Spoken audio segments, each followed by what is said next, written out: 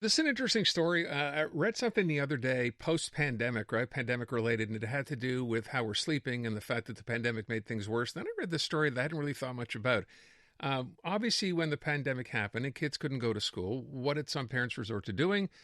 Homeschooling their kids. And then I think most of us probably thought that once things got back to normal, kids would go back to school just like they did before. But what's happened is the number of children being homeschooled continues to grow. It's now 50% higher than it was only 4 or 5 years ago.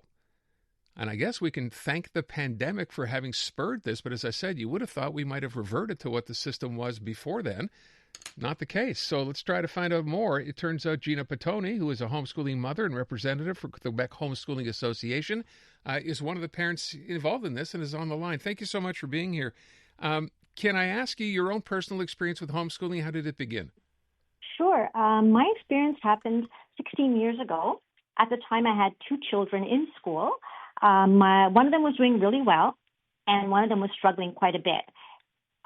We later found that he had special needs, and despite everybody's efforts, we just felt that school wasn't the right fit for him. So we spoke as a family. We discussed options. We felt that we wanted to try homeschooling. So we discussed it with the children. They were both on board.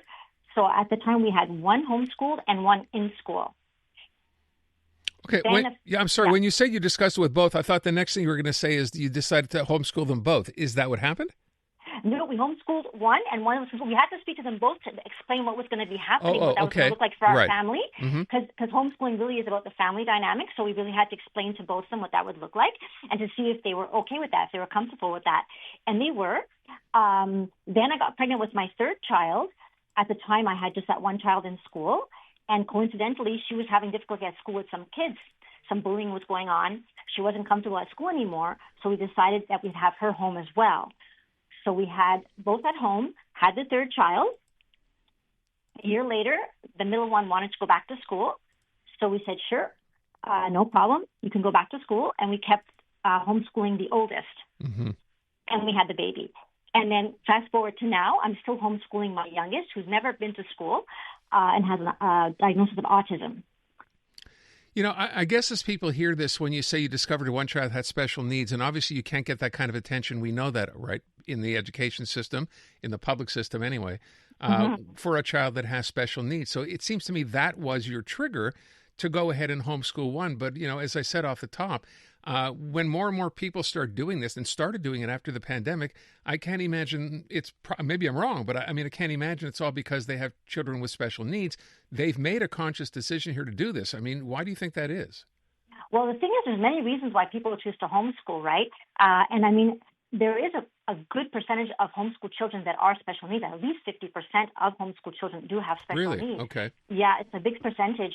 But speaking of the pandemic, for example, some parents, they didn't choose homeschooling, right? They were kind of put in that position. Right. But many of them during the pandemic actually enjoyed it, and they saw that kids were thriving with it. So they actually continued to stay with it. And the parents were learning that, you know, education doesn't just happen in the classroom, that kids can actually thrive at home as well, because they can tailor the education and they can personalize education to their child.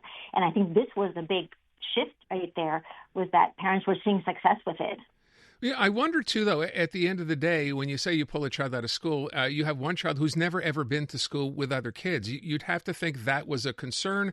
But then I understand, no, they're shared community. So how does that work? Yeah, absolutely. I mean, the biggest misconception is that homeschool children are isolated. They don't socialize, but not the case at all. In homeschooling, it just looks different. Children are part of community groups. They're socializing in their sports, in arts programs, just in older kids that do volunteering. So it's a very big community and a lot going on. A lot of events go on for the homeschool kids. Mm-hmm. So they really have a good community. I wonder, too, so I don't know, do you have a teaching background at all? I don't have a teaching background. I have a Bachelor of Arts, and it's not required to have a teaching background because parents are not expected to replace or to replicate the classroom at home or to replace a teacher. Right. They're there really to facilitate learning and to guide children through their learning. And they're not doing it alone. Of course, we have tutors if needed. They can take online classes. They can. There's a lot of resources out there for them. So it's not kind of that you're doing it alone. Yeah, I mean, the reason I ask is I wonder if you have to have any special kind of training to be someone who does this. And obviously the question is, I guess the answer is no.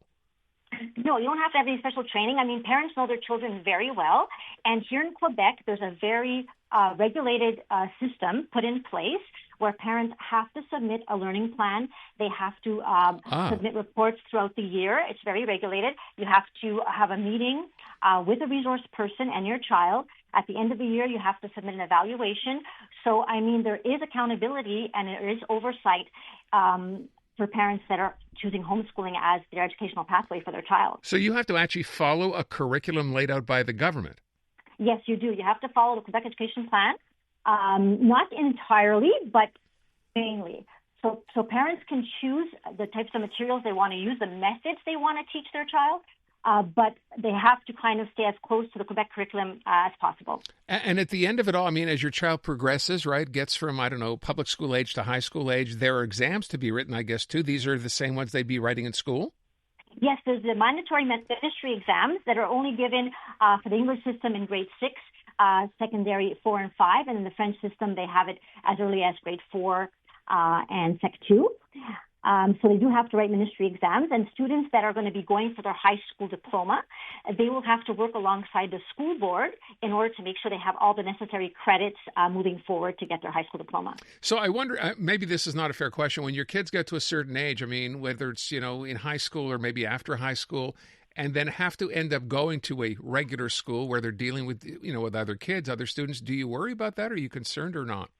Not at all. Actually, many homeschool children have reintegrated into the system and do really well because in homeschooling, there's a lot of the children have to learn to be independent, manage their time. So all these things that we do see children in school doing, homeschoolers are doing it too. And so when they reintegrate back into the system, it just comes naturally to them because they've learned, they're self-learners basically. They've learned how to learn for life and it just follows them through. Can I ask as well, how old are your children, the ones you're homeschooling? Well, the one I'm homeschooling now is 14, and my other two are young adults, 25 and 23. And did they ever, I'm guessing they did, right? Did they ever raise questions as to why they're doing this or how this came up or why they're not in school? Did that ever become an issue? And not at all, actually, because with the first two, they did start off in school, right? And then I pulled them out, and they knew why, right. And they were fine with that, and it worked really well because my 25-year-old, at the time when I pulled him out, I wasn't sure what his future was going to look like. And now he's an adult, he's living on his own, he's working, he's doing fabulous, and he had special needs too. The middle child is now in university, continuing with her studies, and my youngest one never asked to go to school. This is what he knows, and this is what's working really well for him. And so, yeah, there's been no concern about that. Just maybe as we conclude here, for people, as I said, I know more and more parents are doing this. That was how I started, you know, when we began talking. What should parents know, do you think, before going into homeschooling or considering it for their kids? Yeah, I think that the most important thing is to really look at their situation, to look at, you know, what is best for their child. If they need to speak to professionals or, you know, research homeschooling a little bit before making a decision, I suggest doing that because it is a very big decision. It's definitely a viable option and it's a legal option here in Quebec, but it is a big decision. So if a parent is struggling and they think that, you know, school is not working for their child, always work first with your school or school board to see if there's a solution to be made. And if not, then look to see whether homeschooling is the right choice for them. Okay. My final question, maybe again, do you wish that the government would be doing more, that you wouldn't have to take this upon yourself, providing, you know, more opportunities in public schools for students with special needs? Well, I think that, you know, that it really depends because I feel all children are different, right? And there are already systems in place. There's special needs schools and professionals out there for special needs kids, but they're still not always a perfect fit, right? So it really depends on the child and what's going to work best for them, because that's really, in the end, what we're focusing on is what's best for the child. All right. Gina, thank you so much for the time. Very much appreciate it. Well, thank you for having me. Yeah, of course. Gina Patone, homeschooling and part of that association, if you want to find out more, the Quebec Homeschooling Association. I'm Dylan Playfair. And I'm Tyler Smith. We're putting loneliness in the penalty box by talking to some of our favorite athletes about the importance of friendship. This is bromance. Bromance is brought to you by Charm Diamond Centers, proudly Canadian owned and operated. Charm has been part of your love stories and bromances for over 50 years. And you can find Bromance on the iHeartRadio network or wherever you get your podcasts.